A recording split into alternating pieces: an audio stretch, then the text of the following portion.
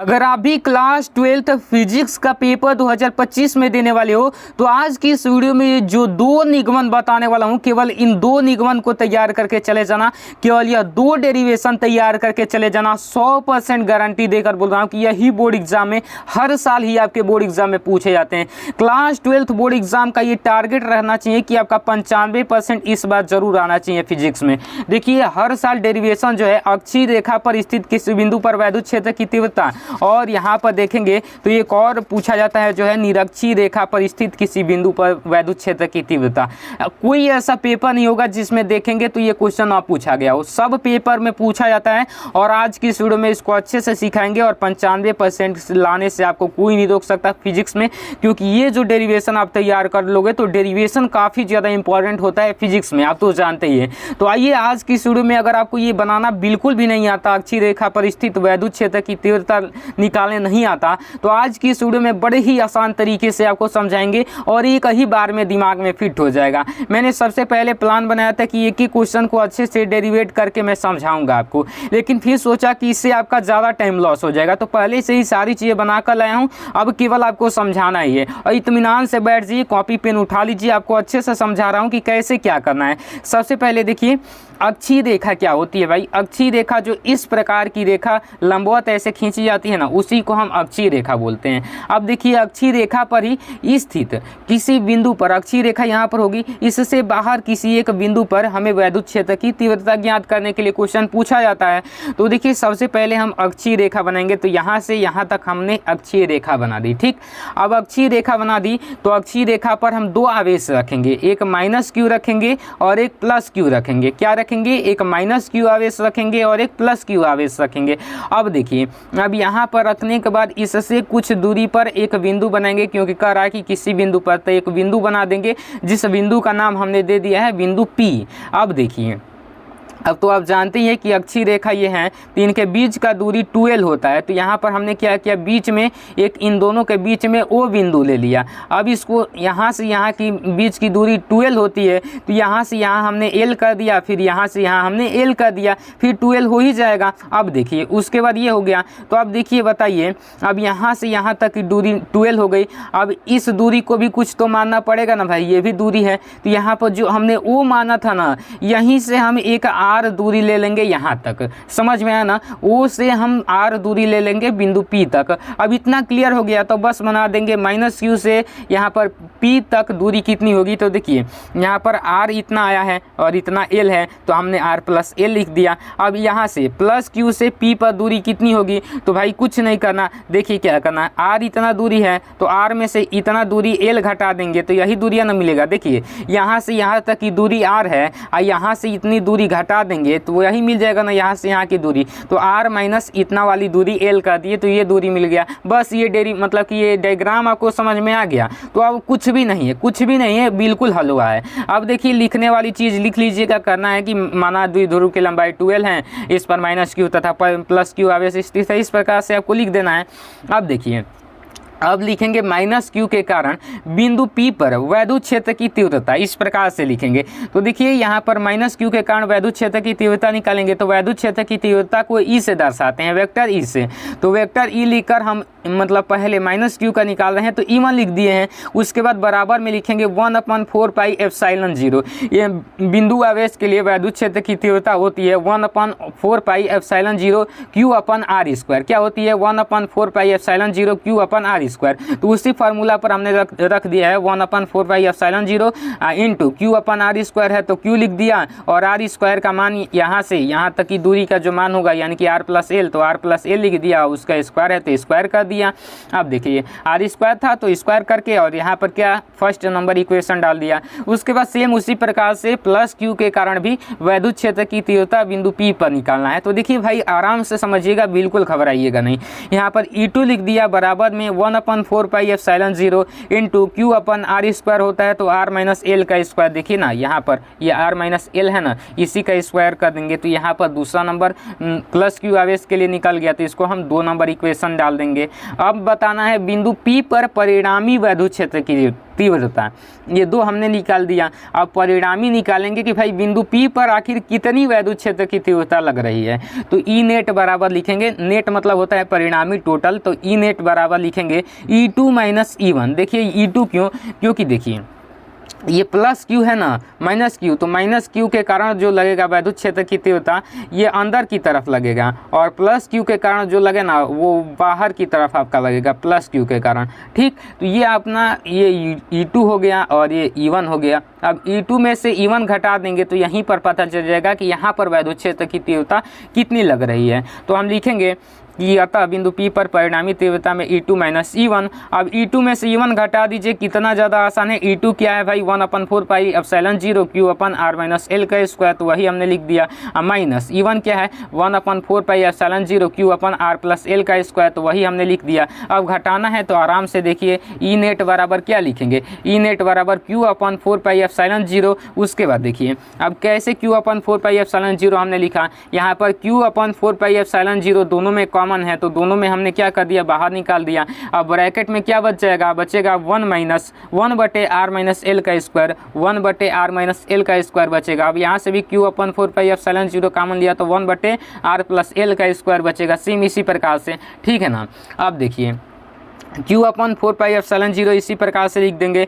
अब यहाँ पर देखिए इसको हम क्या लिख सकते हैं, a माइनस बी और a प्लस बी, यानी कि a square minus B square का ये फार्मूला हो जाएगा। तो यहाँ पर लिख देंगे और दोनों तरफ स्क्वायर है तो इसका स्क्वायर कर देंगे होल स्क्वायर। उसके बाद देखिए यहाँ पर अब इतना कर दिया हमने, तो यहाँ पर देखिए इसका क्या करेंगे, इसके साथ मतलब कि इसका एलसीएम लेंगे तो इसका इसके साथ हम मल्टीप्लाई कर देंगे, इसका इसके साथ कर देंगे, तो वही बात हमने किया है। उसके बाद देखिए यहाँ पर Q/4 पाई एप्सिलॉन 0 उसी तरह लिख दिया, a प्लस बी के होल स्क्वायर पर इसको तोड़ दिया और a माइनस बी के होल स्क्वायर पर इसको तोड़ दिया, और माइनस वाला चिन्ह एकदम ध्यानपूर्वक हमने लगा दिया है। उसके बाद कुछ नहीं किया है, r स्क्वायर से r स्क्वायर कट गया, l स्क्वायर से l स्क्वायर कट गया, 2rl बचा और 2rl बचा यहाँ पर, और नीचे r square minus l square है ही, तो यहाँ पर Q/4 पाई एप्सिलॉन 0 हमने लिख दिया, और 2rl प्लस 2rl कितना हो जाएगा 4rl हो जाएगा। अब यहाँ पर r स्क्वायर का मतलब कि r square minus l square है, तो l स्क्वायर के हम जगह पर 0 लेंगे, क्योंकि हमने माना था कि l बहुत न्यूनतम दूरी है और l की अपेक्षा r बहुत अधिक दूरी है। तो यहाँ पर लिख देंगे r is greater than l, अतः l इज इक्वल्स टू 0, यानी कि l बहुत कम दूरी है और r बहुत बड़ी दूरी है, तो l हम 0 ले लेंगे भाई, नगण्य है उसके सामने, तो l का मान हमने 0 का स्क्वायर कर दिया, उसका होल स्क्वायर कर दिया। अब इसका Q/4 पाई एप्सिलॉन 0 2r और 2l, इसको हम क्या लिख सकते हैं, तोड़ कर लिखेंगे, क्योंकि फॉर्मूला पर हमें सेट करना था, तो हमने तोड़ कर यहाँ पर लिख दिया। जैसे देखिए 4rl था ना 4rl, तो इसको हमने लिख दिया 2r इंटू 2l। देखिए ये 2 4 हो जाएगा और rl हो जाएगा, तो सेम वही हो जाएगा, तो इसको हमने 2r इंटू 2l लिख दिया। अब 2r इंटू 2l लिख देंगे तो ये r से एक r कट गया, यानी कि r के पावर 3 ही हो जाएगा, क्योंकि देखिए यहाँ पर r के स्क्वायर के होल स्क्वायर है, तो r का पावर 4 हो जाता है, तो 4 हुआ ही है। अब यहाँ पर एक r से एक r कट गया, यहाँ पर हमारा कितना बचा, r का क्यूब बच गया, और यहाँ पर देखिए 2 इंटू 2l बचा हुआ है, तो q इंटू 2l एक फार्मूला होता है, p बराबर होता है q इंटू 2l, तो यहाँ पर p लिख दिया, और यहाँ पर 2 था तो 2 इसके आगे गुना में लिख दिया, तो यहाँ पर कितना हो जाएगा, इसको हम लिख सकते हैं 1/4 pi epsilon 0 q into 2l जो होता है p बराबर होता है, तो यहाँ पर 2p हो गया, उसके बाद r का q हो जाएगा। इसी प्रकार से ये डेरिवेशन हमारा सॉल्व हो चुका है। उसके बाद हमारा निरक्षीय स्थिति पर पूछता है, तो देखिए कैसे इसको लिखेंगे। सबसे पहले लिखेंगे निरक्षीय रेखा पर स्थित किसी बिंदु पर वैद्युत क्षेत्र की तीव्रता।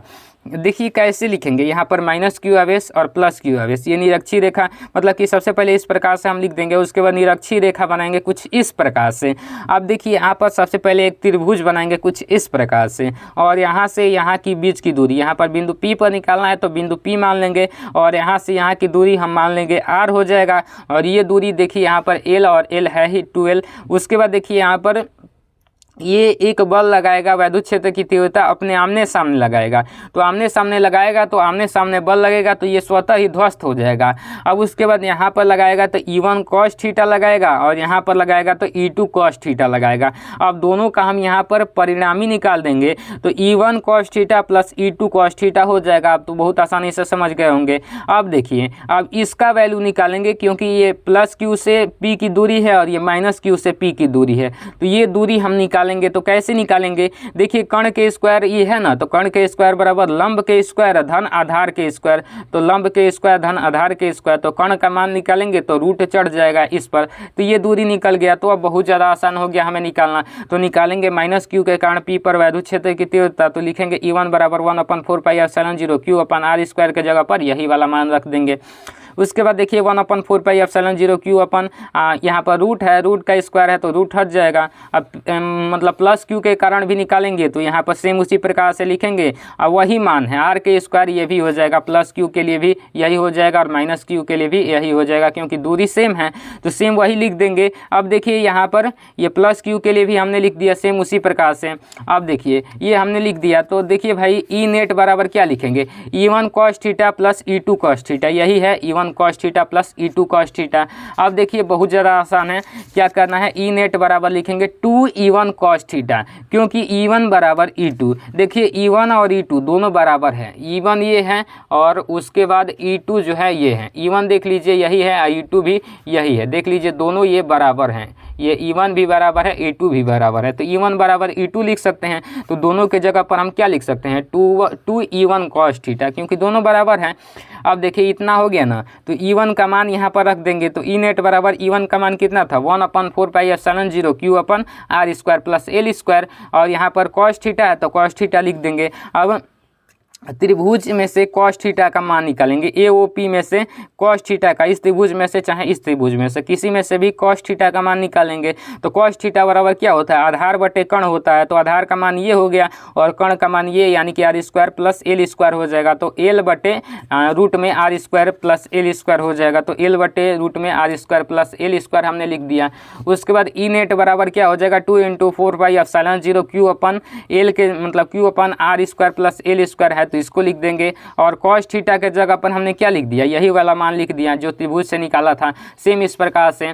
अब देखिए रूट में था ना, रूट में r² प्लस L², तो इसको हमने क्या लिख दिया, 1/2 पावर लिख दिया, क्योंकि 1/2 पावर का मतलब होता है अंडर रूट, तो सेम इस प्रकार से लिख दिया। उसके बाद ई नेट बराबर लिखा 1/4πε0, अब Q, ये Q है, Q